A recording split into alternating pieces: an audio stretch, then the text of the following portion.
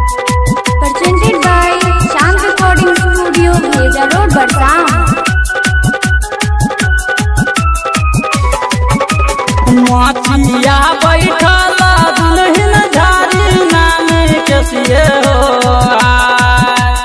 माचिया बैठल दुल्हन झारी नाम कसिए हो हाय बोलो हाय हो हाय अल्लाह परी हो गेल सुगन पे नजर दे हो हाय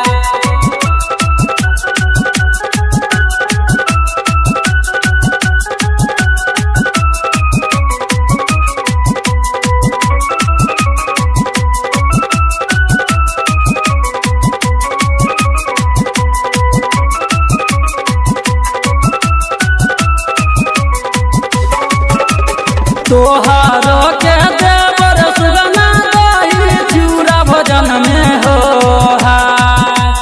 तोहारो के देवर सुगना दही चूड़ा भजन में हो हाय बोलो हाय हो हाय अल्लाह लाहिर दी राना के खबरिए हो हाय अखन अपने सब सुन रहल छी चांद रिकॉर्डिंग स्टूडियो के शानदार प्रस्तुति। म्यूजिक बाय अनस अंजान।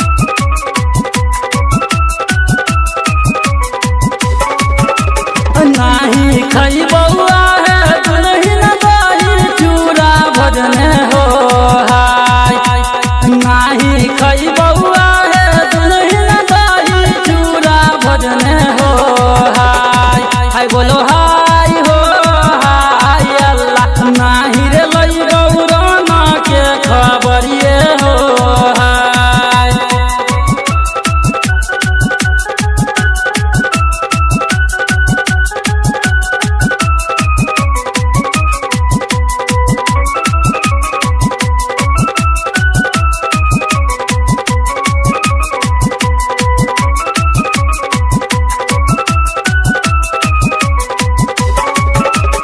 बारह हो बहरी सवर सुगना तोहारा के पोसली हो हाय बारह हो बहरी सवर सुगना तोहारा के पोसली हो हाय बोलो हाय हो हाय अल्लाह आज रे भेला मुन्ना कहरम बे हो हाय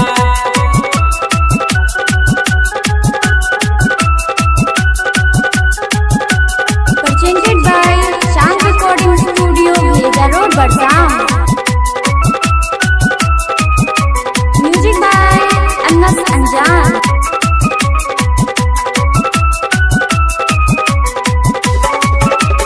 एतना बचनिया सुनी सुगना उड़ल कसबे हो एतना बचनिया सुनी सुगना उड़ल कसबे हो हाय बोलो हाय हो हाय अल्लाह चली रे भेल राना के खबरबे हो हाय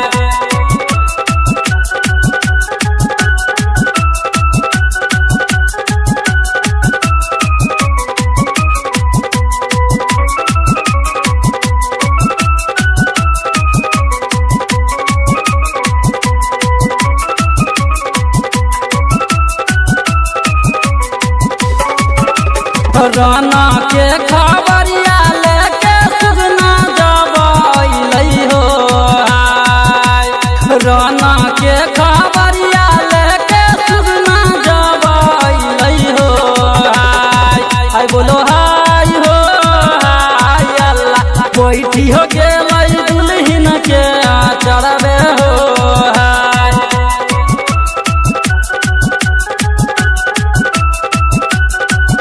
अखन अपने सब सुन रहल छी चांद रिकॉर्डिंग स्टूडियो के शानदार प्रस्तुति।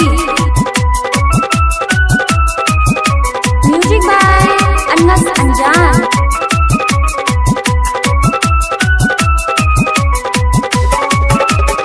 कहू कहू आहे सुगना दाना के खबरिए हो हाय। कहू कहू आहे सुगना दाना के खबरिए हो हाय। हाय बोलो हाय हो हाय अल्लाह कैसन छथिन सैयद दुनू भैये हो हाय।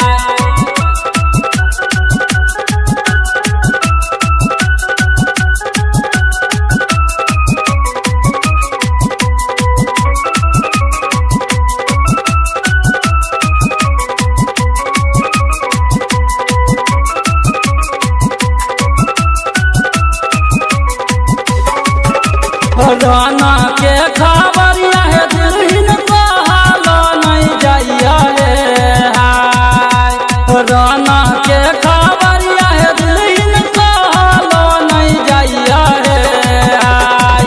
हाय बोलो हाय हो हाय अल्लाह कहलो बिना रहलो नहीं जाइया हे हाय।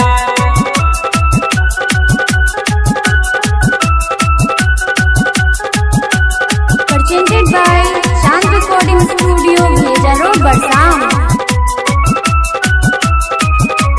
Music by Anas Anjan.